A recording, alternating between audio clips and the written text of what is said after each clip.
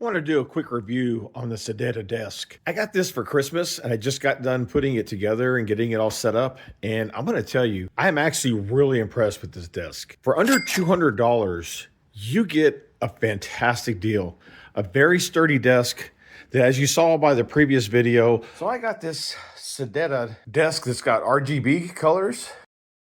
And so I'm currently setting it up right now. And I'll have to say, this is one of the best built desks I think I bought in a long time. Now, of course, I didn't buy this myself. I got it for Christmas. But one thing that has really impressed me is on all the boards, they use brass inserts for all the screws. It's not just like press board. And of course, you know, they have metal rails, lots of screws, but everywhere they're all brass inserts. And I can't wait to get this set up and get all the RGB on it. It's gonna look awesome. All of the fittings are metal brass, the screws, all metal screws. The wood is solid, it's not flimsy.